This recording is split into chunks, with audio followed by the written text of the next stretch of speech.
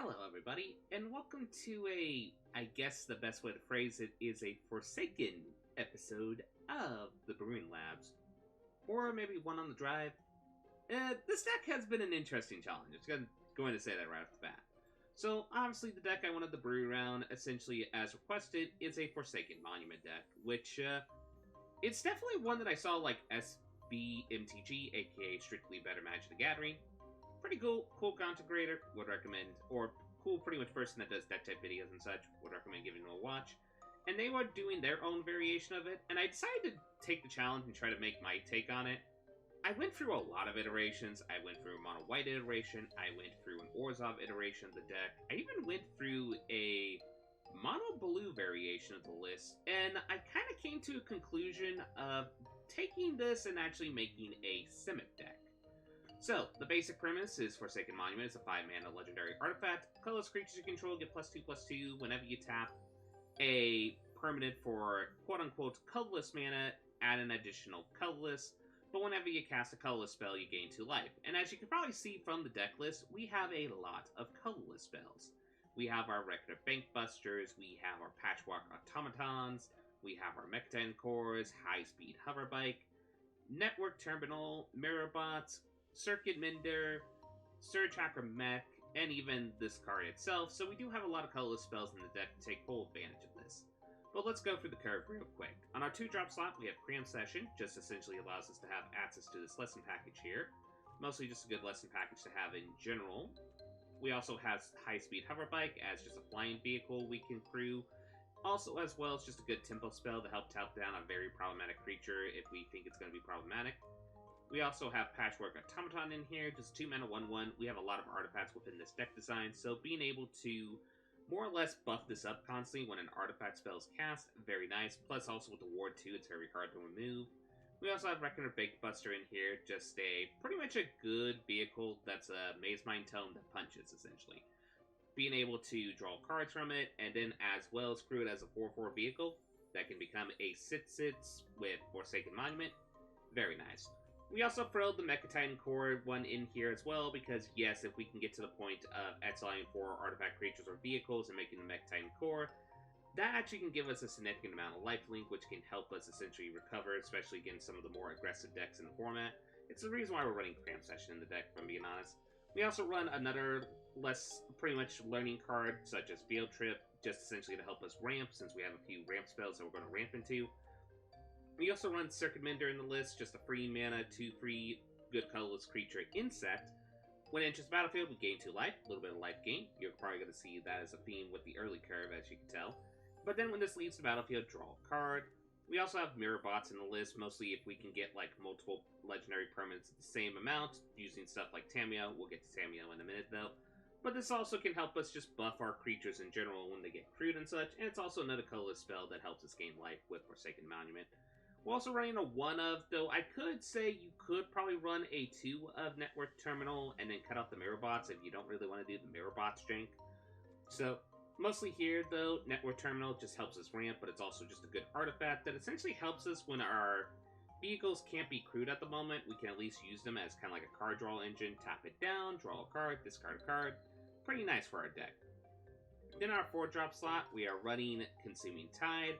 This looks a little bit weird, but actually kind of makes a lot of sense in our deck. So, 4 mana sorcery, each player chooses a non-land permanent they control. Return all non-land permanents not chosen this way to their owner's hand. Then you draw a card for each opponent who has more cards than you. We probably are not getting the card draw out of it, though if we do get the card draw, cool. But honestly, we just have a lot of benefits of returning stuff to our hand. Like, for example, if we return a Circuit Mender, we're going to draw a card. If we return a High-Speed Hoverbike, oh, that's another tempo spell that we can use to tap down something. The only one that just feels kind of a nombo is Patchwork Automaton, but to be fair, we're going to be recasting all these colorless spells in general, so that should be fine, including Surge Hacker Mech, which is a 4-mana 5/5. This is our Flame Tongue Kavu for the deck. We have pretty much are playing a lot of vehicles, so this just makes perfect sense to be able to target a specific creature or planeswalker. Deal pretty much twice as much damage as equal to the amount of vehicles in the battlefield. This has been very nifty removal. Plus, it's actually synergized with Mech-10 Core in a sense, because one thing you kind of see what opponents do is once you get the Mech-10 Core, they have kind of like a board state. They usually just want to try to spot removal the Mech Titan core. If that happens, then everything returns their ETB shenanigans, such as Surge Hack a Mech, which then can remove more permanents. Then we're running a 1 of Tezzeret Betrayer Fletch. I know I should probably be running a 2 of it, but to be honest, I kind of like Tamiyo more in this list, as weird as this sounds. But this is actually still a very good card to have a 1 or 2 of in the list, just being able to draw cards. For its plus, very nice. Being able to make any of our creatures or vehicles into 4/4s, very nice. And then being able to minus it to just essentially make it when we ever attack with any of our artifacts or tap any artifacts down, we're going to draw a card. That is very, very nice.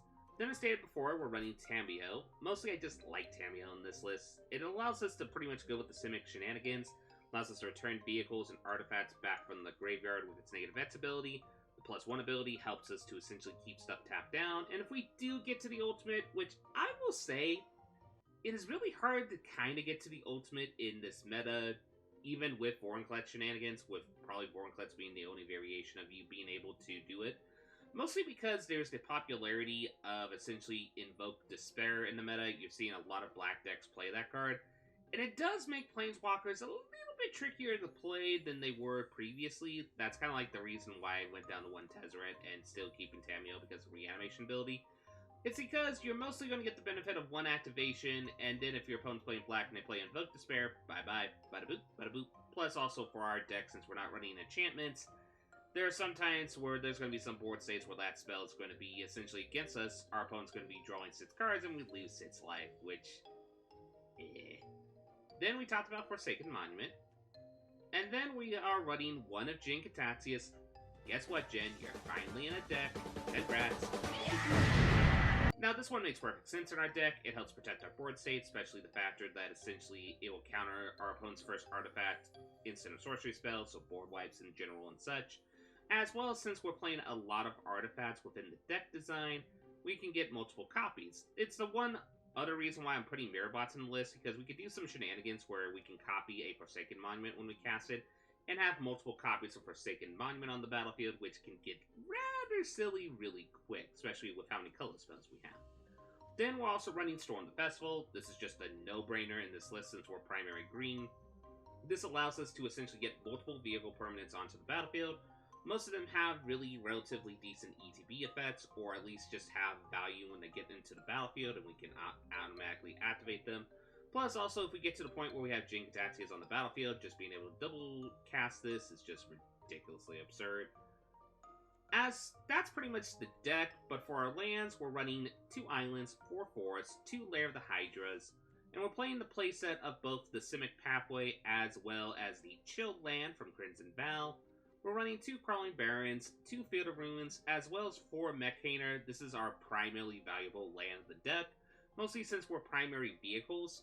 The fact that we can use this land to activate a vehicle and become a creature, very nifty. Don't forget about that trigger on this card. Yes, technically it does also have the ability to add 1 mana of any color to spend it to cast a pilot. As you notice, we don't really have any pilots within this list. However, if you do go into other color variations, you could technically make an argument for pilots, like maybe if we splash white, we could put Product and Prototype in there, or maybe even create enough Keeper Bots if we go with the Orzhov list I was testing around. Like, there's definitely variations you could try out. It's tricky, but not impossible. Especially if you decide to take the list to Alchemy, which brought us some more pilots to the list. Nevertheless, this deck is for Standard, and that is the list. Let us give this list a shot in the Standard ladder and just see how it does. Shall we? Let's do that. Bada beep, bada boop.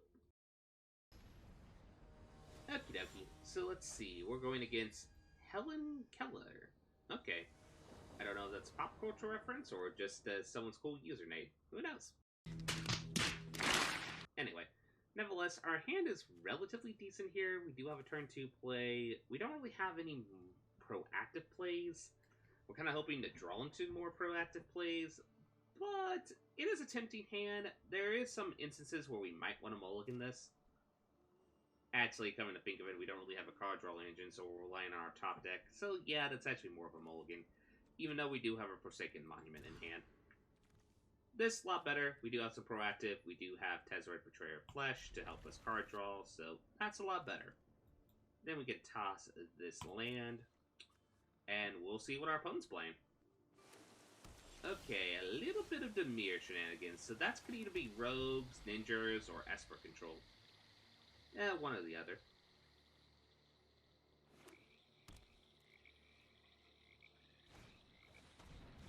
I'm sensing control.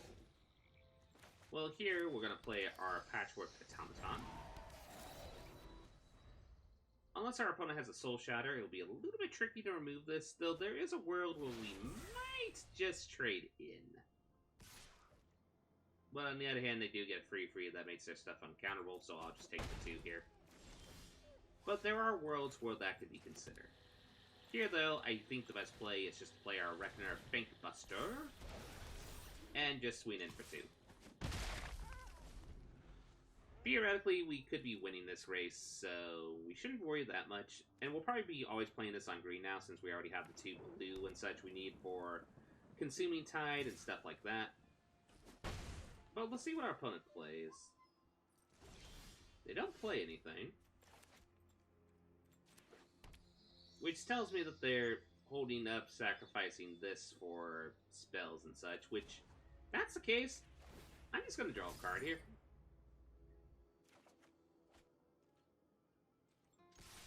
And just swing in. Because we do have to be very cautious of this Malevolent Hermit.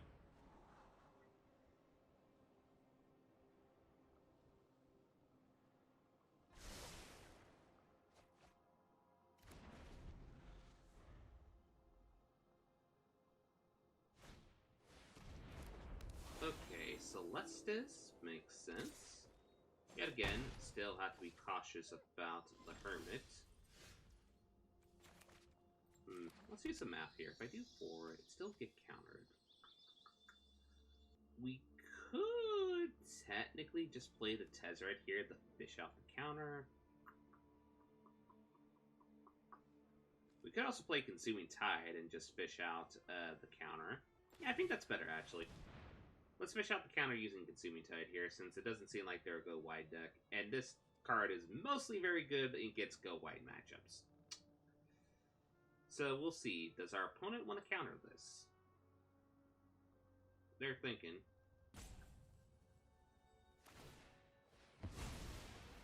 Okay, if they decide to counter it, that's perfect.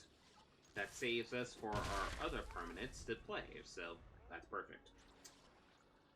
Now the question is, what does our opponent play next? They could play a Meat Hook for 2 to remove the Patchwork Automaton if they're worried about that.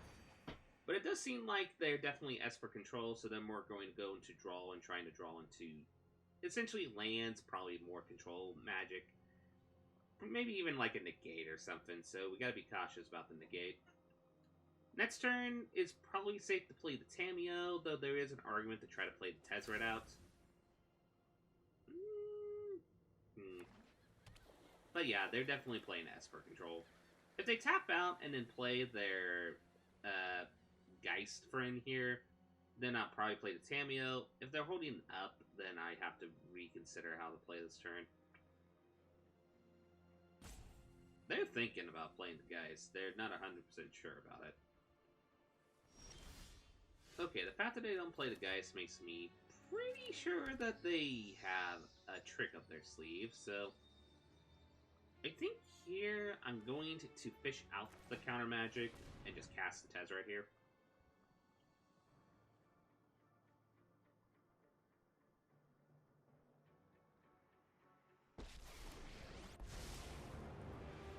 Okay, they resolved it. Okay. So then I'm going to target this, make it a 4-4, which then makes it a 5-5 attacker. Mostly, I'm trying to, if this opponent has a Soul Shatter, I want to fish out the Soul Shatter. Or a board wipe. Probably a board wipe, though, for being realistic.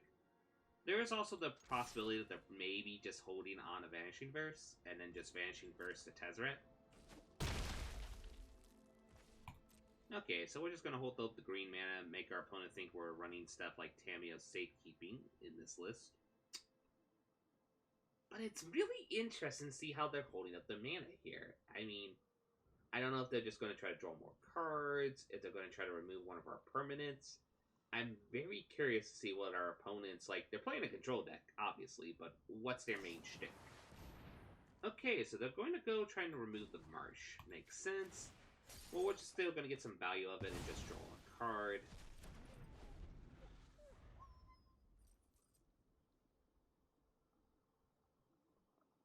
Here, I think we could definitely, presuming if our Tezzalite survives, we could definitely plus Tezzeret at the moment. Because we can discard one of the Search Hacker mechs, since they seem to be kind of like more of an instant sorcery control deck. We haven't really seen any threatening permanents. Though there is a possibility that they're running stuff like the Wander in their list, so if they play like a plain source, we gotta keep that in mind. Which is another reason why I really like Patchwork Automaton in these type of lists. It's mostly because they really can't do like tricks that they can usually do to remove the permanent. They have to go like with other tricks up their sleeve. So our opponent going to finally play that Geist. Looks like the answer is no. So in this case, we're in a plus. Because card draw is very nifty. Plus, also, I want to do the activation now, just in case if our opponent has a trick up their sleeve.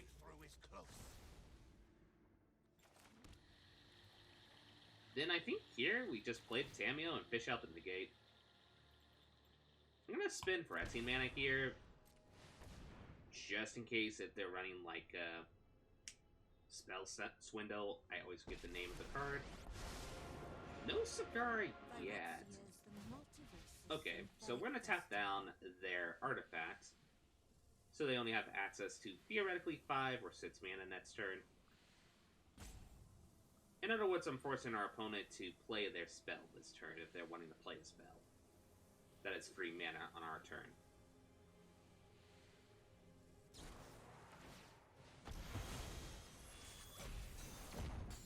I love the... Like I said, I love the ward aspect on this because it makes these really awkward.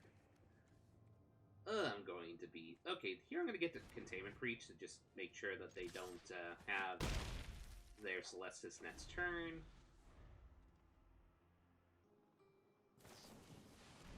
Okay, they're desperate. They're going to go for some card draw. Nope. And yes, pretty much, we haven't really shown off Forsaken Monument shenanigans, but we had shown how good this card can be early game, especially against control matchups. So, win in my book, bada bip, bada boop hoo. Okay, let's see what shenanigans our opponent's having tonight. We have some pretty good vehicles. Pokopa. Oh, why not? Plus, this hand perfectly gets us the free green mana, or the fourth, or the second blue mana we need if we draw into one of our overwhelming waves, so... I believe, as the poets put it, that is a keep. Okay, there we go. But yeah, that's a keep. Monoblock, potentially...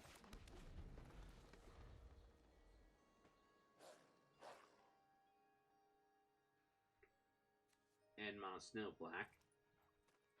Oh.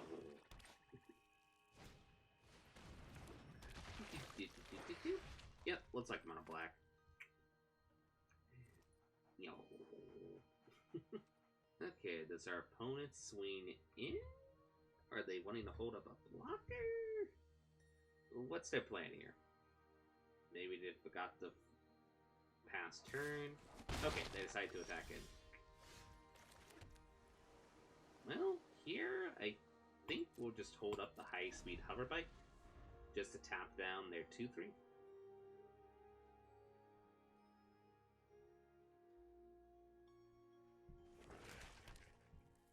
Technically speaking, we're one creature, artifact creature, or vehicle away to potentially play Mecha Titan, so that's something to keep in mind.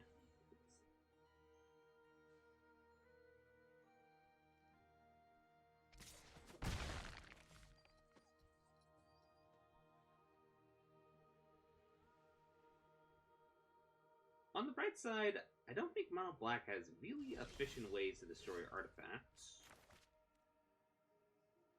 here, I'm just going to play this on the island so we can get the second blue, because we're going to get the second green from this.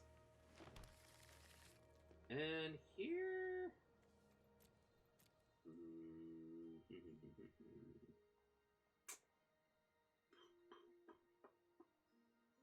we will technically have 5. None of its colors for the Forsaken Monument. I think here it's to get the Environmental Science. And we're not going to cast the Environmental Science immediately. I think we're first going to cast the Forsaken Monument first. Then, essentially, we can just go cast a bunch of spells, gain a lot of life to keep ourselves in the game.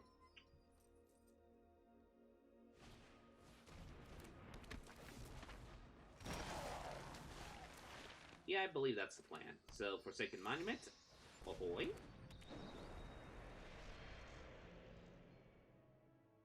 And then here, we could play the Environmental Science, go get the land we want. Like, we can get any basic land. We'll probably get the second island out of our deck. And then we could just play, like, 2 cheap, essentially... we could either play 2 cheap vehicles, or play the Surge Hacker Mech and remove a problematic creature, which in this case is probably Jadar, since they're going to constantly generate tokens out of it.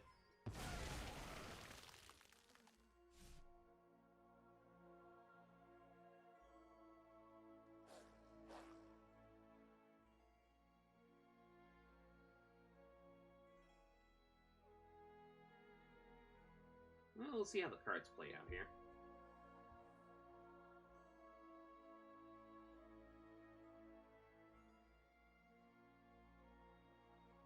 Our opponent's thinking here. I think they're trying to decide whether or not they want to do a Deadly Dispute on either their Eye Twitch or their Shambling Gas, just to get the additional treasure for ramp.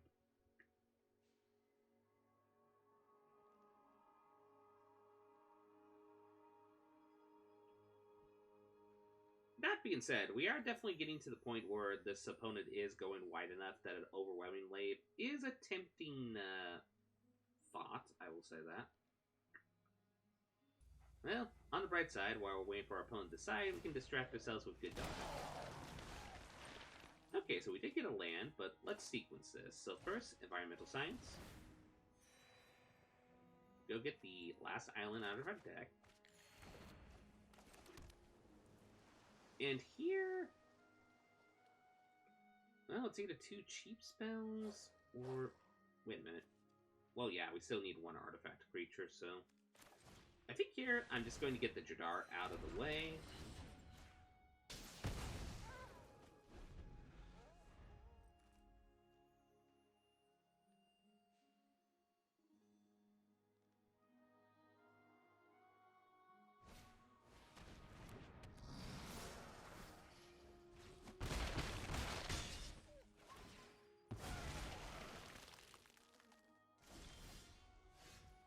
Well, Surge Hacker Mech number 2. I think that is the play.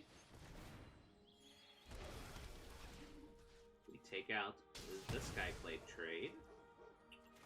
We play this.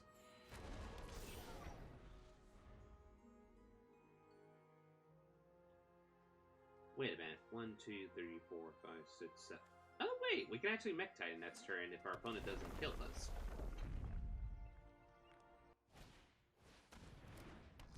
Does our opponent kill us?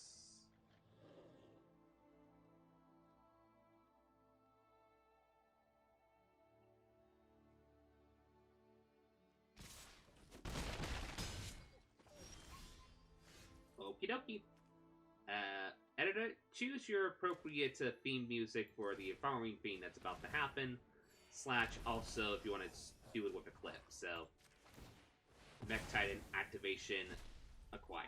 Boop, boop, boop. Target these vehicles. And Mech Titan a go. Meow, meow, Go, meow, go, Power meow, Rangers! meow, meow, meow, meow, Go, meow, go, meow, Power meow, Rangers! meow, meow, meow, Go, meow, go, meow, Power meow, Rangers! meow, You meow, mighty meow, Morphin meow, Power meow, Rangers!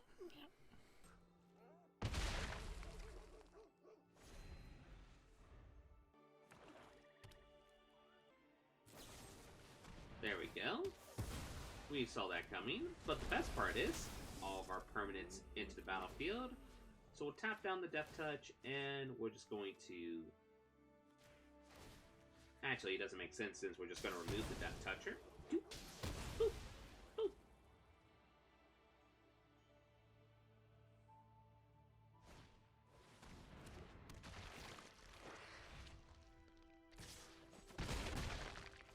Even if our opponent removes the Mech Titan, that is not our victory condition for the deck. It is a nice card for the deck, but lucky enough, it did give us enough life gain just to essentially recuperate back and try to draw into...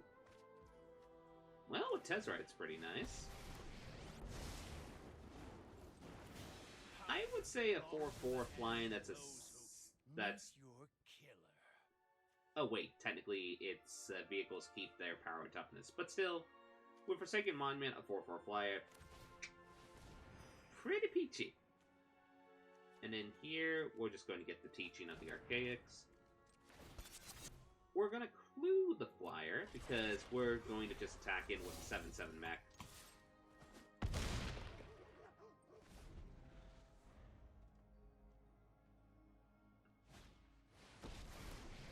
Okay, our opponent's definitely in the go wide territory.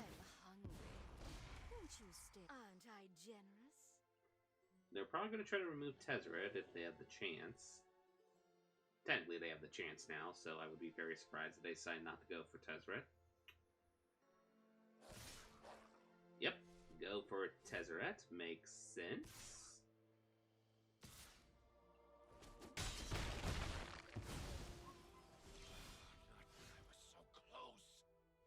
Here, we're going to play the Reckoner Bankbuster, gain some life. Then we're going to play this, draw some cards. Going to play the Circuit Mender, gain some life. And, well... yeah, we crew with this again. And crew with this. And pretty much telling our opponent GG.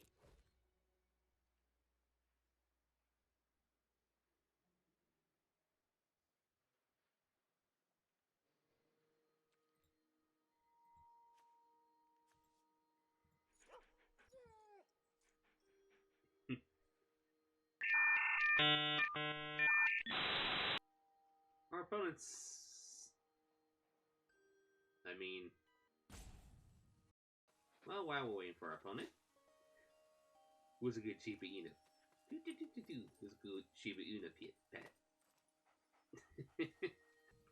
There is the potential that our opponent assists. And if that's the case, you can fast forward this until the opponent concedes or cut to the pretty much avatar exploding, just for the record.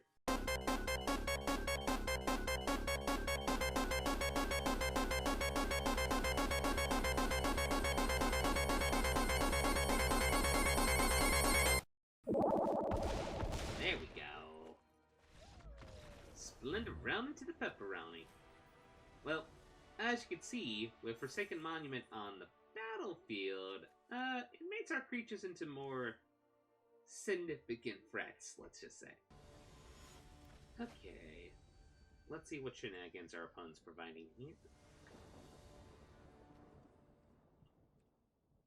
Pretty decent hand. I shall keep. Okay, what are you playing, opponent? Red something. Either they are trolling us by trying to make us think they're playing Is It, but, or they are really playing Is It. Oh, hot, hot, hot, hot! Is it burn, potentially? Well, lucky enough we do have the Circuit Menders here that gain some life back.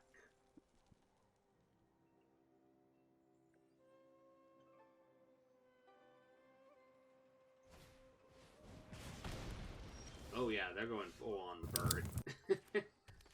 Okay, so yeah, let's gain a little bit of life back from our opponent's assistance to burn us, essentially. I'm guessing like Galvanic Iteration for big burn spell.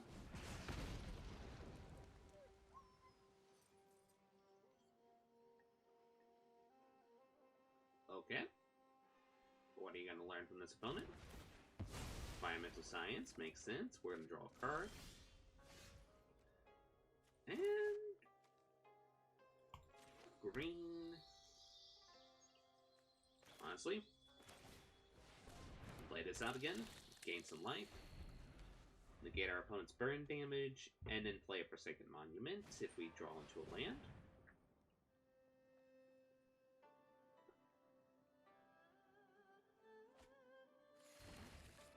There's that island, so they're going to play the island, and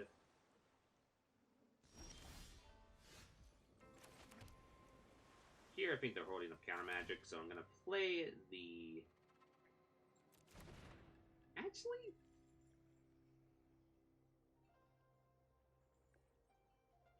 yeah, I think fishing out the counterspell with Tamiyo, I think, is a better idea here.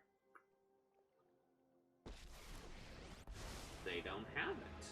As sure as the moon rises, Well, so too in shall that the wrecks case, let's bring back some more life gain, shall we?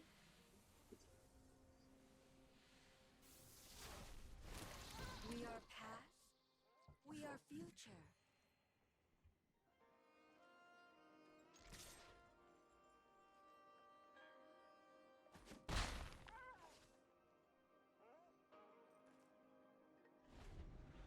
Well, time to see if our opponent has a burn down the house. No, they're just going to go with the, they don't want to deal with Tamiyo. Fair enough.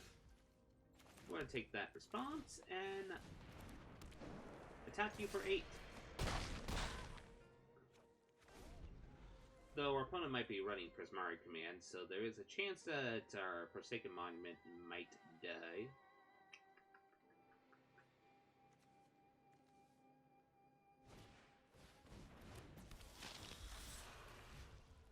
Okay. Okay. Jump blockers, eh? Makes sense. Well, we're going to hover bike. Tap one of these down.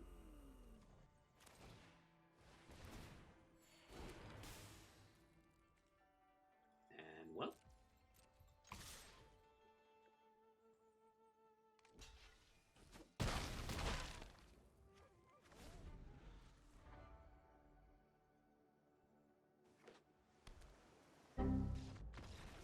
Cardinal's like, nope. Da-dee-ba-da-boo.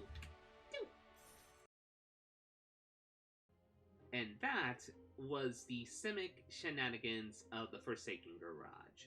Overall, I do like this deck a lot. If there is additions you can make to the deck, you could go through a few variations. You could add some more of the powerful vehicles like Eska's Chariot, which also has a very powerful ETB bring back in. Also synergizes well with Tamiyo Completed Sage, since essentially with Tamiyo's Completed Sage, it will essentially, you can copy whatever token copy of what it gets.